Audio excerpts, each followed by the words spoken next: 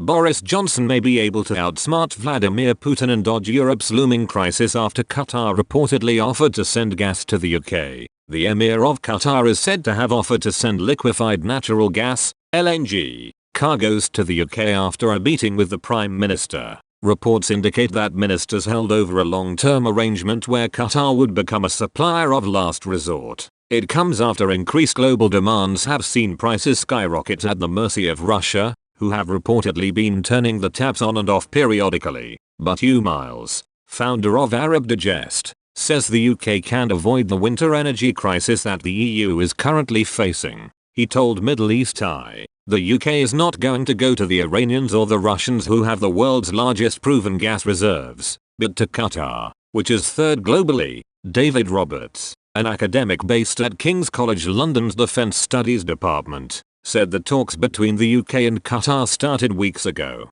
He added, "It was presumed Qatar would step in with more tankers. That has been the case to some degree, and it is not entirely surprising." While Westminster has denied such talks, experts say a long-term LNG deal with Qatar is not only likely, but inevitable. Hugh Miles, the founder of Arab Digest, told Middle East Nazat Hamimi, a Qatari energy expert, said, "If the UK doesn't do it now, they will sooner or later. They have to. The government doesn't want to give the impression there is a crisis, but if you see the figures, storage is low and everything else is low. They must be getting something from Qatar." Qatar would be absolutely thrilled to help, as they'd get good headlines and score points with the UK government and the British public. It is also a life insurance policy. It is politics. Doha is not interested in just making money. Qatar has long been a key supplier of LNG to the UK, peaking in 2011 with 98% of imports.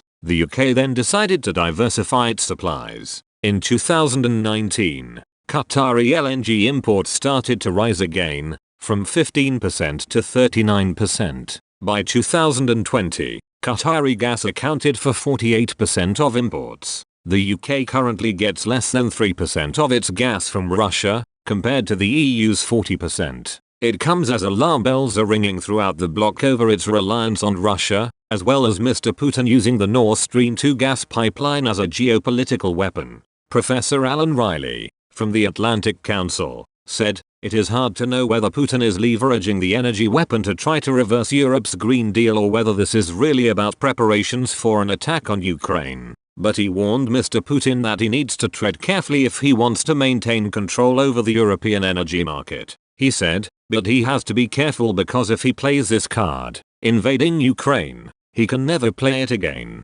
Europe will redesign its energy system and stop buying Russian gas altogether." While the UK situation could become more comfortable with the reported offer from Qatar, the EU has reportedly not been given the same offer. Brussels has put in a request for LNG with Qatar, but it was turned down due to an antitrust dispute over sales contracts. According to the Telegraph, Westminster made a bet that the UK could easily get hold of LNG on the global market, but a government spokesperson said, "The UK government has not requested or secured any additional shipments from the Qatari government. Our gas supply remains secure, thanks to a diverse range of sources at home and abroad. We have more than enough delivery capacity to meet demand." But despite this response, several analysts have tipped that the deal with Qatar will still go ahead.